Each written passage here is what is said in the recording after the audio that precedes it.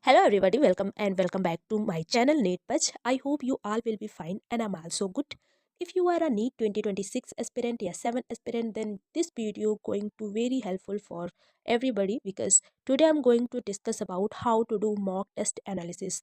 अपने mock test में mistake को कैसे avoid करें, बेस्ट एनालिसिस मेथड क्या है जिससे हमारे मॉक टेस्ट में मार्क्स इम्प्रूव हो एंड आपका कॉन्फिडेंस बिल्डअप हो.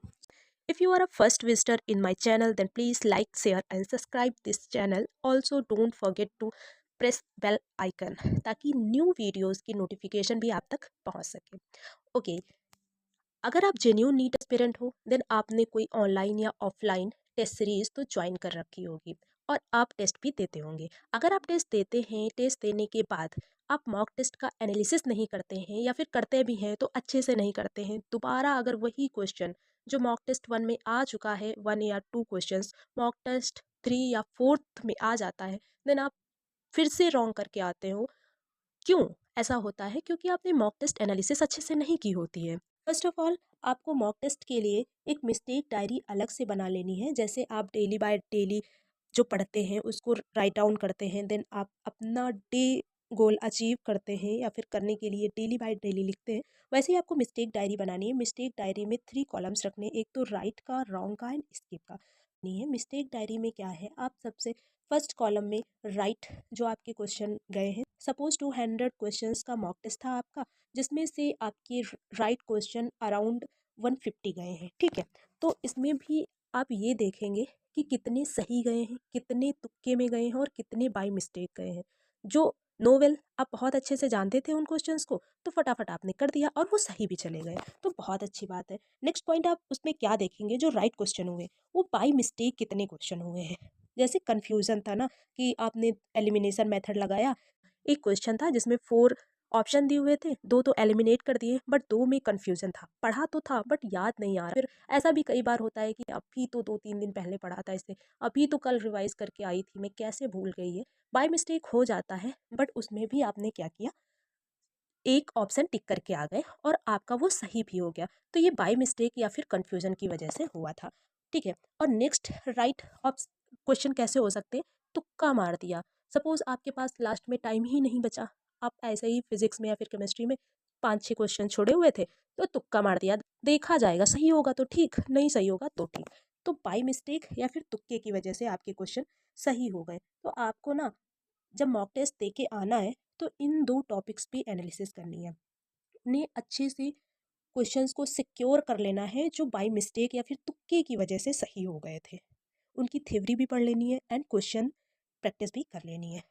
ठीक है, तो ये हो गया राइट क्वेश्चन, जिसमें से 200 क्वेश्चन में से आपने सपोज 150 क्वेश्चन राइट करके आए, जिसमें से 130 क्वेश्चन सही एकदम अच्छे से आता था. बाय मिस्टेक आपके 15 क्वेश्चन सही हो गए और तुक्केबाजी में भी आपके 5 क्वेश्चन सही हो गए. ठीक है, ऐसे हो गया. देन हम मूव ऑन करते हैं रॉन्ग क्वेश्चन की तरफ.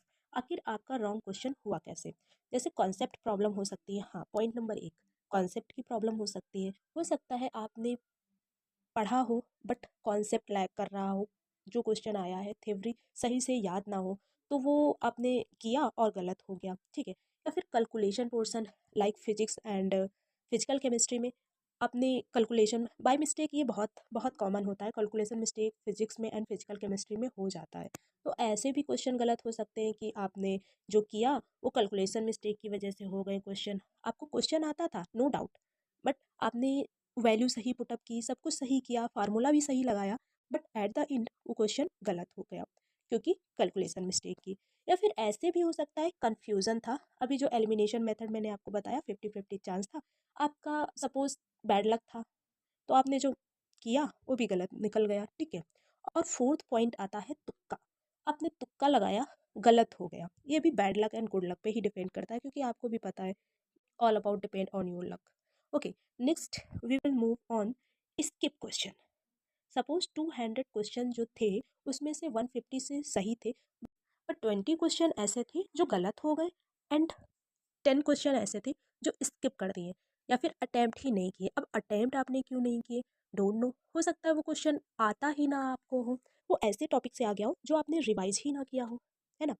Next point, out of syllabus आपने अटेम्प्ट क्यों नहीं किया, क्योंकि वो आउट ऑफ सिलेबस से होगा। तो ये भी आपको देखना है कि आउट ऑफ सिलेबस से था इसलिए नहीं, तो ये एक गुड ऑप्शन होता है, आउट ऑफ सिलेबस एकदम छोड़ दो। जानते नहीं हो तो उसे छोड़ दो, स्किप कर दो। या फिर ऐसा भी था कन्फ्यूज़न क्रिएट हो गया। कन्फ्यूज़न तो तीनों में ही कॉमन है, क्योंकि कुछ क्वेश्चंस ऐसे होते हैं जिनमें थोड़ा श्योरिटी होती है तो लगा देते हैं, कम श्योरिटी है फिर भी लगा दिए। बट कुछ क्वेश्चंस ऐसे होते हैं जिसमें बहुत ही ज़्यादा कन्फ्यूज़न क्रिएट होता है। एट द एंड बस यही होता है कि चलो छोड़ देते हैं यार, देखा जाएगा बाद में। तो ऐसा होता है, ठीक है। तो ओवरऑल आपको देखना क्या है, जब आप अपने मॉक टेस्ट की एनालिसिस कर रहे हो, तो जो राइट क्वेश्चन हुए हैं बाय मिस्टेक एंड तुक्के से हुए, इन पे एनालिसिस करनी है। जो रॉन्ग क्वेश्चन हुए हैं वो क्यों हुए हैं, इन पे एनालिसिस करनी है। कॉन्सेप्ट की प्रॉब्लम है देन आप कॉन्सेप्ट रिवाइज करिए, कैलकुलेशन की प्रॉब्लम है देन आप बेसिक मैथ स्ट्रॉन्ग करिए। कन्फ्यूजन क्रिएट हो रहा है, तुक्का आप क्यों मार रहे हैं, क्योंकि आपको कॉन्सेप्ट में भी क्लियरिटी नहीं है इसलिए भी आप तुक्केबाजी कर रहे हैं, तो ये भी एक बैड ऑप्शन होता है, ठीक है। तो इस पे आपको एनालिसिस करना है। एंड नेक्स्ट, स्किप क्वेश्चन, आप स्किप कर रहे हो, ठीक है। मतलब अगर आप एक मॉक टेस्ट की एनालिसिस सही से करनी है तो आपको इतनी चीज़ें तो देख के जानी ही जानी है नेक्स्ट मॉक टेस्ट के लिए। बाय मिस्टेक राइट में भी जो बाय मिस्टेक एंड तुक्के में हुआ ये, रॉन्ग क्वेश्चन जो हुए हैं वो, और जो स्किप क्वेश्चन किए हैं वो, ये तीनों टॉपिक अच्छे से क्लियर होने चाहिए आपके।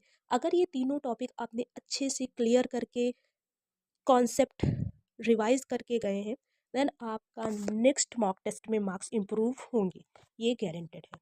एंड एट द एंड आपको नोट क्या करना है, थ्योरी अच्छे से रिवाइज करनी है। जो जो क्वेश्चंस में आए थे आपको कन्फ्यूजन था या फिर आपने अटेम्प्ट नहीं किया या फिर आपका रॉन्ग चला गया, उस क्वेश्चन पेपर को ओरली ओरली अगेन अटेम्प्ट करना है for all subject, physics chemistry botany zoology, for सारे सब्जेक्ट के लिए। एंड नोट डाउन करना है वो क्वेश्चन जो आपसे नहीं हुए थे, या फिर आपको लगता है इस क्वेश्चन में थोड़ा सा नया मेथड लग रहा है, देन आप उस क्वेश्चन को नोट डाउन कर लें। एक अलग कॉपी बना लें जिसमें आपने जितनी भी मिस्टेक्स की थी उन क्वेश्चंस को नोट डाउन कर लें। नोट डाउन से होगा ये कि जब आप मॉक टेस्ट देने जाएंगे तो इसे रिवाइज करके जाएं। अगर आप ऐसा करते हैं देन डेफिनेटली आपके मार्क्स इंप्रूव होंगे। इन मॉक टेस्ट एक बहुत ही इंपॉर्टेंट रोल प्ले करता है नीट जर्नी में। अगर आप जेन्यून नीट एस्पिरेंट हो और आप मॉक टेस्ट नहीं दे रहे हो देन आप लाइफ की सबसे बड़ी गलती कर रहे हो। नहीं में मॉक टेस्ट देने से ये पता चलेगा कि आप किस लेवल पे हो अभी, सिलेक्शन के पास हो या सिलेक्शन से काफ़ी दूर। इसलिए चैप्टर वाइज हो, टॉपिक वाइज हो, कैसे भी हो, मॉक टेस्ट तो ज़रूर देना। कुछ स्टूडेंट्स का ये भी डाउट था कि जो करंट सिलेबस है एंड मॉक टेस्ट का सिलेबस है, मॉक टेस्ट अलग से ऑफलाइन या ऑनलाइन ज्वाइन कर रखी है, उसका सिलेबस मैच नहीं होता है आपस में, तो how to manage both syllabus. Okay, basically होता क्या है, जो करंट सिलेबस होता है वो आपको डेली का डेली करंट टाइम पे चलाना है। एंड जो मॉक टेस्ट का सिलेबस है ना, जो टेस्ट आने वाला है, आई थिंक 2 मॉक टेस्ट के बीच में 1 वीक का गैप होता है, तो 1 वीक इनफ होता है। आप करंट सिलेबस के साथ-साथ टॉपिक उसमें चूज़ कर लें, या फिर जो आप पहले से उसे रिवाइज़ करके रखे हैं, उसे पहले से कवर अप कर रखे हैं कुछ, क्योंकि कुछ ऐसे भी आ जाते हैं टॉपिक्स जो आप पहले से कर रखे हैं, सिर्फ़ आपको रिवाइज़ करना है, तो उसमें बहुत ज़्यादा टाइम मत दें। जो करंट सिलेबस है, उसे तो बिल्कुल स्किप नहीं करें। ये नहीं कि मेरा मॉक टेस्ट आ रहा है, तो मैं करंट सिलेबस अपना छोड़ दूँ, उसको बाद में कवर अप कर लूँगी। इससे बैकलॉग क्रिएट हो जाता है और बहुत ज़्यादा डिप्रेशन में चले जाओगे, क्योंकि मॉक टेस्ट में मार्क्स इतने ज़्यादा नहीं आएँगे कि आप बहुत ज़्यादा हैप्पी हो जाओगे, ठीक है? तो इससे अच्छा है कि जो करंट सिलेबस चल रहा है, उसे आप मैनेज करते हुए चलें। एंड जो सिलेबस है मॉक टेस्ट का, उसको डेली बाय डेली टॉपिक या फिर चैप्टर के फॉर्म में डिवाइड कर ले और डेली का डेली उसे थोड़ा थोड़ा करके पढ़े। 1 वीक के समय में आपका जो करंट सिलेबस के साथ साथ मॉक टेस्ट का सिलेबस जो रहता है वो भी कवर अप हो जाएगा। इशू नहीं रहता है बहुत ज़्यादा, बस ये है हाँ, टाइम देना पड़ता है एक्स्ट्रा आपको। ये नहीं कि आप करंट सिलेबस कंप्लीट कर लिए, करंट सिलेबस के बाद भी तो काफ़ी टाइम रहता है। मॉक टेस्ट आपको लगाने रहते हैं, डीपीपी लगाने रहते हैं, पीवाईक्यूज लगाने रहते हैं, इसके साथ साथ आपको उसको भी करना रहता है। स्किप कुछ भी नहीं करना है, टाइम बहुत ज़्यादा देना है, स्मार्ट स्टडी करो, बहुत ज़्यादा वैसे नहीं करना है। Thank you for watching this video. If you have any doubt, any query related to me, related to study, related